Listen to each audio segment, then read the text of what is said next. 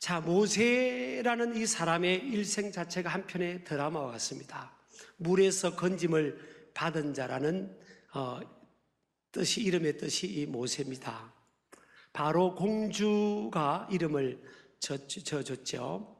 그는 태어나면서부터 여러분 잘 아시는 것처럼 평탄한 인생을 살지를 못했습니다. 요셉을 모르는 바로 왕이, 이제 후대 바로 왕이 나라를 통치하면서 이스라엘 민족이 인구수가 너무 급속하게 성장하게 되는 거예요. 그래서 이제 위기의식을 느끼고 이스라엘 민족을 핍박하게 됩니다.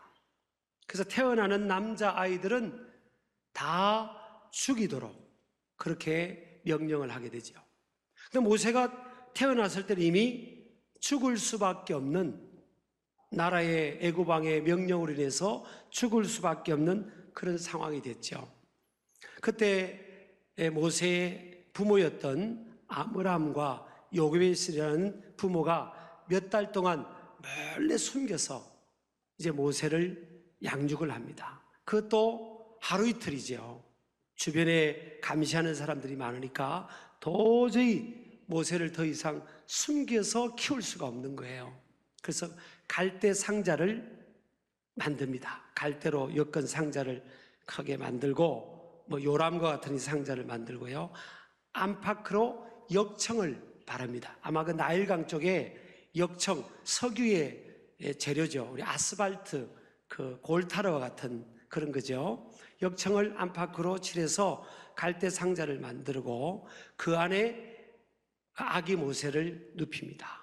그리고 나일강에 떠내려 보내는 거예요. 하나님의 손에, 인간의 생사복을 주관하시는 하나님의 손에 이렇게 맡기게 되는 거죠. 우리 인생은 하나님께서 주관하신 줄을 믿으시기 바랍니다. 그래서 사실 이 부모님이 지혜롭고 용감한 선택을 한 거죠. 히브리서 11장 24절에 있는 것처럼. 그래서 강물이 출렁거리는 그 나일강에서 생사를 확신할 수 없는 상황에 모세가 놓여 있습니다. 그래서 하나님께서 정말 신묘막측하게 역사하시죠. 그때 마침 그 타이밍에 바로의 공주가, 바로 왕의 공주가 나일강에 목욕을 하러 옵니다. 그래서 바로 공주의 눈에 띄어서 보니까 아기가 누워 있는 겁니다. 아기가. 그래서 이 공주가요, 결혼도 안 했겠지만 양자로 삼습니다. 그리고 이름을 모제스, 물에서 건짐을 받은 아이라고 짓습니다. 그리고 이제 이 아이를 먹이려면 유모가 있어야 되잖아요. 그래서 누구 유모 구할 사람 없나 했더니 이 모세의 누나가 미리암인데 아주 지혜로운 겁니다. 이 아이가 지금 운명이 어떻게 될까, 생사가 어떻게 될까 저렇게 살피는데 공주가 봐서 갈대 상자에 있는 그 자기 동생을 공주가 보고 돌보겠다는 거예요. 그때 이 미리암이 짠짜잔 나타나는 겁니다. 나타나서 공주님, 제가 아는 유모가 있어요. 그 유모가 누구죠? 모세의 어머니라고 말을 하지 않아요. 또 미련한 사람은 우리 엄마 있어요 그러면 안 돼요. 그러면 제가 아는 유모가 있어요, 애기 잘 키우는 유모가 있거든요. 그랬더니 데려오느라는 겁니다. 그래서 진짜 모세의 어머니가, 요게벳이라는 어머니가 거기에 이제 인도되는 겁니다. 그래서 여봐라, 공주가 그럽니다. 여봐라 그렇게 하지 않겠어? 여봐라 이렇게 했죠. 이 유모에게 매월 월급을 주라고 합니다. 매월 월급을 주고 이 아이를 양육하도록 하라 그런 겁니다.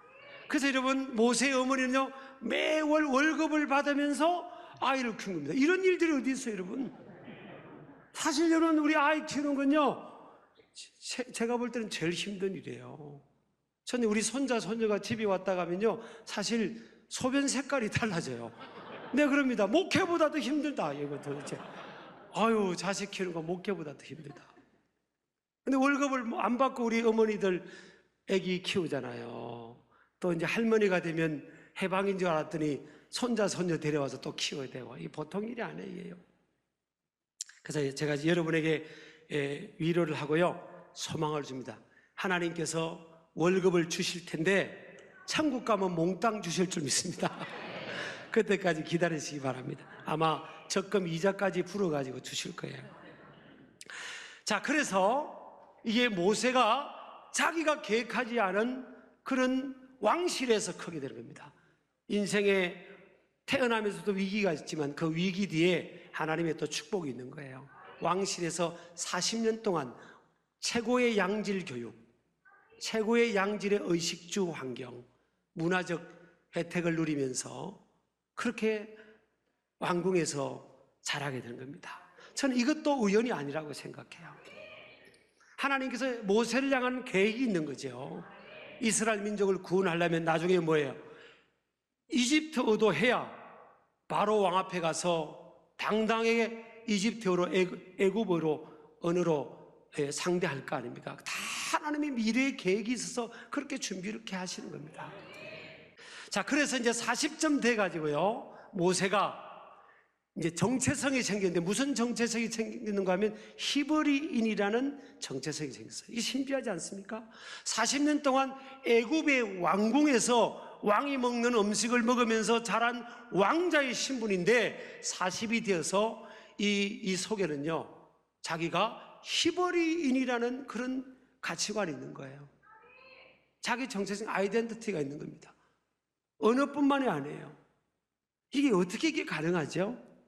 제가 미국에 조금 있을 때, 미국에 있는 그 코리안 아메리칸 있잖아요. 1.5세, 2세들, 미국에서 태어난 아이들, 우리 한국계 아이들 보면 그냥 그 과일로 비유하면요, 바나나 같다고 해요. 바나나. 밖은 노란데 안은 바나나는 까면 하얘요. 이 애들이 한국 애라고 생각하면 큰 코 다칩니다. 만나보면 전부 다 웨스턴 스타일이에요. 나는 왜 저렇게 하지? 바나나가 밖은 바나나고 안도 노랗게 키우면 안 되나요?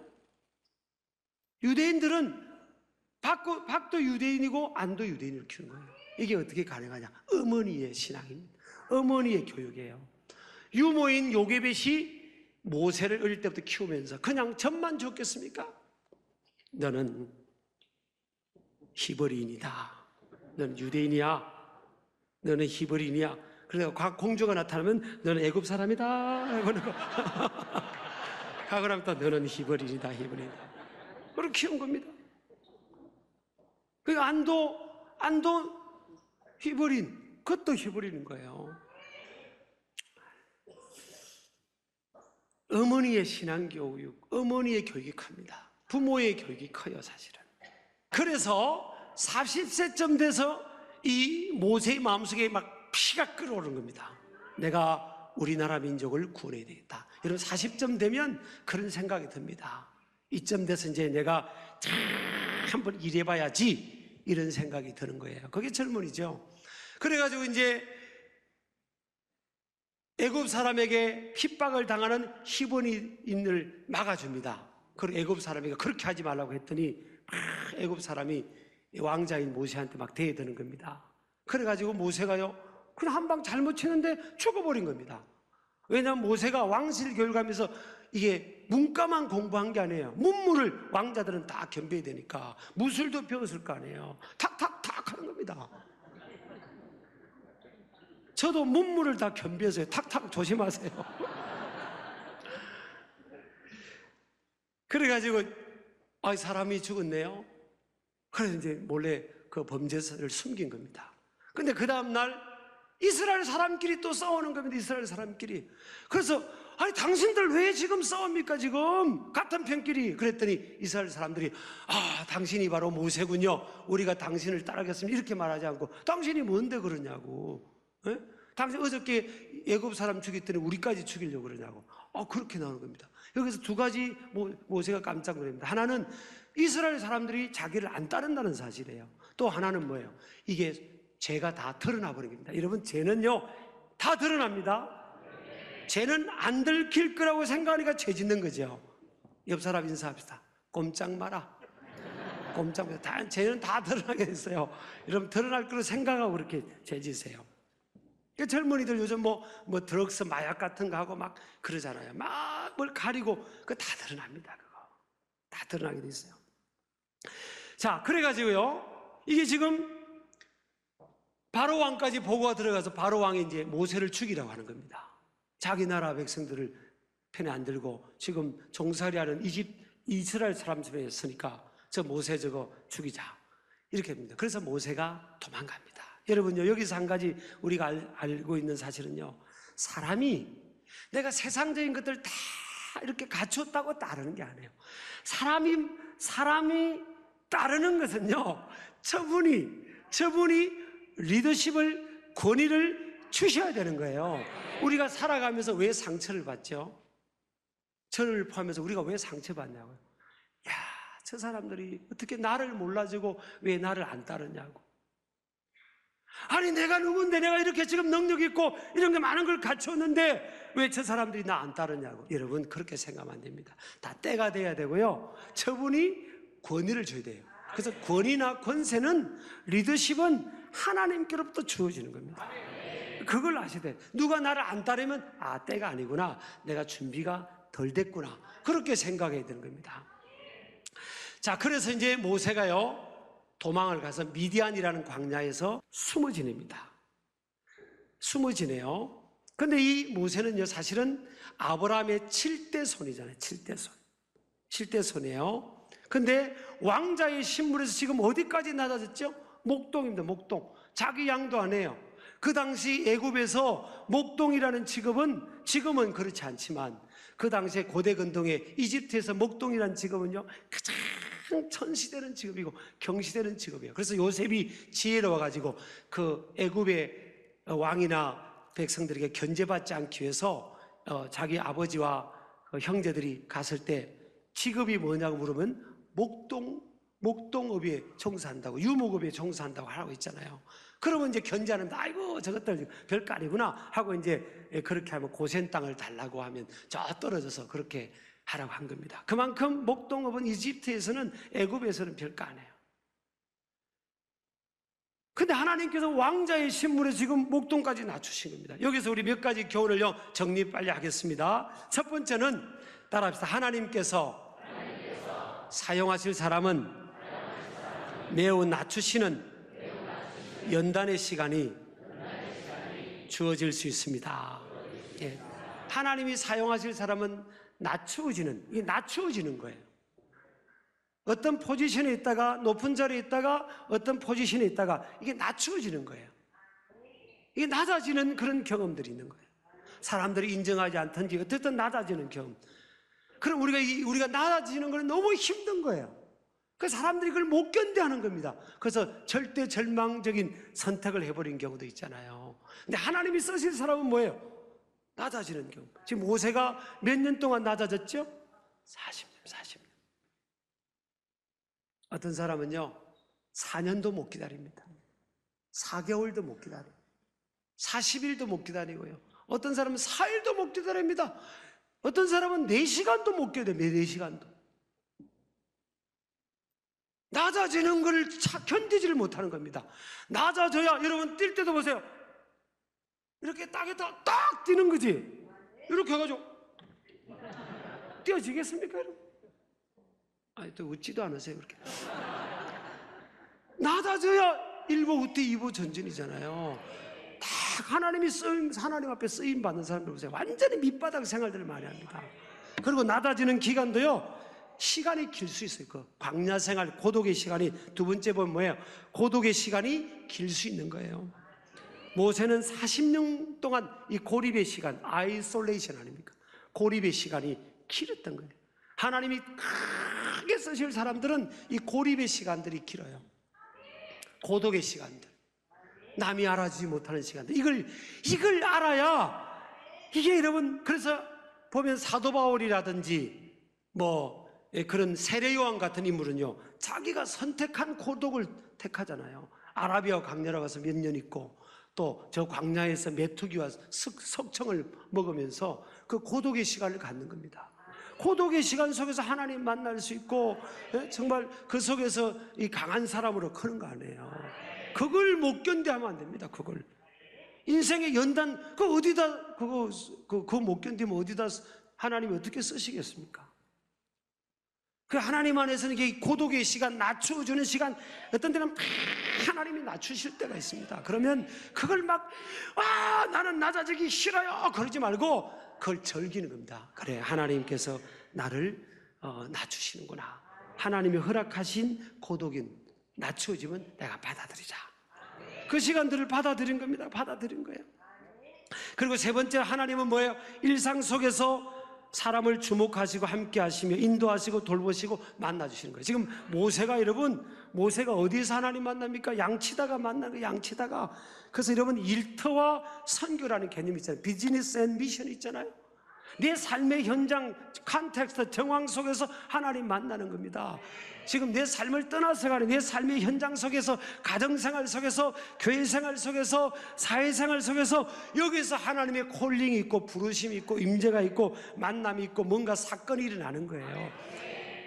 믿으시기 바랍니다. 그래서 일상생활 속에서 하나님의 인도와 부르심에 귀를 기울이는 민감성이 우리에게 있어야 될 줄 믿습니다.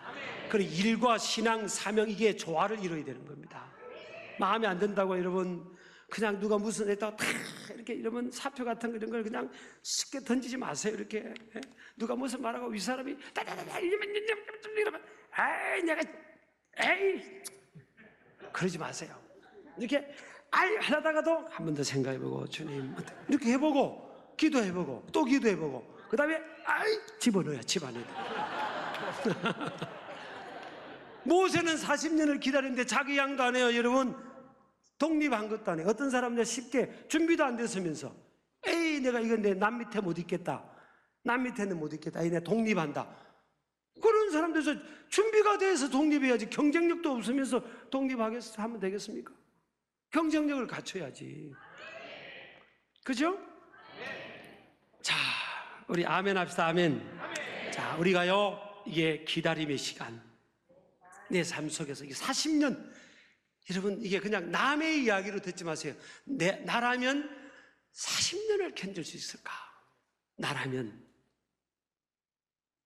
견뎌야죠. 여러분 40년이 아니라 하나님이 원하시면 50년이라도 견뎌야지. 50년이라도 견뎌야지.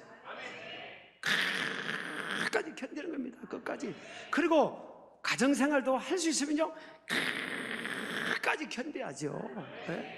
부부간에도 끝까지 견디고 자녀도 끝까지 견디고 사회생활도 견디고 교회도 그냥 견뎌야지. 딴 데 간다고 그냥 천사들만 있겠습니까? 세상에는요 이리도 있고 양도 있지만 그런 겁니다. 그죠?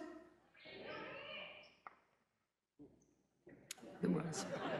그리고 교회도 우리 교회는 좀 이렇게 뉴페이스도 많이 이렇게 하나님께서 보내주시고 참 감사하죠. 우리 교회야 뭐 분위기가 제일 좋잖아요. 근데 저는 그럽니다. 여러분 담임 목사 보고 신앙생활 하지 마세요. 그러면 실망할 수 있어요. 사람인데 우리 목사님 우리 목사님처럼 그런 분들이 제일 조심스러워요. 여러분 결혼할 때 어떻게 그럽니까? 저 여자 저 남자 최고야 그러지. 저 여자 저 찌끄레기인데 내가 건져줄까? 그런 사람이 어디 있어요? 난 최고라고 생각하지. 그게 아닙니다. 그게 사람이 무슨 최고에서 예수님이 최고지. 우리 교회 앞에 마당에 딱 올 때 뭐예요? 예수 우리의 희망 이렇게 돼 있잖아요. 예수님이 우리의 희망이지. 그렇잖아요. 예수님이. 그러니까 환경에서 견디는 겁니다. 참고 가정생활도 참는 거예요. 참고 교회 생활도 사회생활도 참아내기를 축복합니다. 네 번째, 삶의 현장 속에서 모세를 부르시는 시그널은 떨기나무 붓고 있습니다. 하나님이 택한 사람들은요 어디 가든지 부르심의 시그널이 있어요. 어떤 믿음 좋은 사람이 나를 자꾸 푸시한다든지 뭐 이런 뭔가 이 시그널이 있거든요. 그게 하나님이 콜링입니다. 떨기나무가요 1m밖에 안 돼요. 쏜불샤미 가시덤불 아니에요. 가시덤불. 이집트 아카시아라고 그러잖아요. 흔한 거예요. 흔한 이 삶 속에서 저게 떨기나무예요. 흔한 삶 속에서 하나님의 부르심이 있다니까요. 하나님이 여러분 꼭 시내산에 이걸 시내산이라고 해서 이게 저 이집트에 가야만 하나님의 콜링이 있는 게 아니에요, 여러분. 내 삶의 현장 속에서 하나님의 시그널이 떨기나무를 통해 주시는 시그널이 있다는 거예요. 그것을 우리가 붙들기를 주의 이름으로 축복합니다. 자, 다섯 번째로요, 하나님의 부르심에 대한 모세의 반응은 뭐예요? 어머니 요게벳의 신앙적 양육이 요인이었다. 모세가 여러분 그 내공이 있었던 거예요. 부모와도 40년을 떨어져 있잖아요. 그러나 40세까지 어머니의 품에서 그 양육받은 신앙의 내공이 있으니까 어떤 상황 속에서 하나님의 산으로 올라가야 되겠다는 그런 결단을 하게 되는 것은요, 어머니 요게벳의 신앙적 양육이 있었다는 겁니다. 자, 여섯 번째, 이게 좀 중요합니다. 하나님께서 모세를 민족을 구원할 지도자로 부르신 것은 전적인 하나님의 은혜입니다. 모세의 출생의 비밀을 보면, 제가 이거 설교를 할까 말까 고민하다가 제가 합니다. 모세가요, 아버지 엄마를 보면 참 희한한 정상적인 커플이 아니에요. 아버지와 어머니는요, 어머니가 그 아버지의 고모입니다. 고모. 지금 출애굽기 6장 20절에 보면 아브람은 그들의 아버지의 누이 요게벳을 아내로 맞이하였다고 했습니다. 아니 도대체 어떻게 이렇게 민족의 지도자가, 하여튼 성경에 읽다 보면요, 참 이해가 안 되는 게 많아요. 근데 저는 왜 하나님께서 유다와 다말과의 만남도 그렇고요, 왜 이런 상황 속에서 역사의 주인공들이 이런 가정, 이런 가문에서 정말 콩가루와 같은 이런 상황 속에서 이렇게 하나님께서 모세를 세우셨을까? 저는요, 다른 데 답이 있는 게 아닙니다. 하나님의 은혜, 하나님의 은총, 그거 외에는 설명이 안 돼요. 하나님께서 쓰실 사람이요, 대단한 부모님 밑에 대단한 가정, 대단한 조건 다 갖춘, 그래서 그런 사람을 쓰시는 게 아니더라고요. 성경에 보니까 내세울 것도 없고 정말 아무것도 아닌 그 빈 파우더 패밀리 아닙니까? 빈 파우더 패밀리, 콩가루 집안. 이런 데서 모세가 나온 겁니다. 이런 데서 세상에 이걸 뭐로 설명합니까? 야, 하나님의 은혜. 다 갖춘 사람, 능력이 많은 사람은요, 자기가 하나님 앞에 쓰임 받으면 어떤 생각 갖겠어요? 야, 내가 대단해서 쓰임 받는구나, 그럴 수 있잖아요. 근데 아무것도 내세울 것 없는 사람들은요, 모든 것이 하나님의 은혜라는 거예요. 모든 것이 주님의 은혜입니다. 모세를 연단시켜 세우셔서 민족의 지도자로 수많은 영혼을 구원하는 자로 쓰신 것처럼 저와 여러분도 연단을 통해 그렇게 하실 하나님, 그 모든 것이 하나님의 은혜인 줄 믿습니다. 주님의 은혜로 저를 붙잡아 주옵소서, 쓰임받게 하여 주옵소서, 우리 가정을 붙들어 주옵소서, 하나님 나를 긍휼히 여겨 주옵소서, 주의 은혜로 우리의 허물을 덮어 주옵소서. 우리 두 손 들고 주여 세 번 부르고 기도합니다. 주여.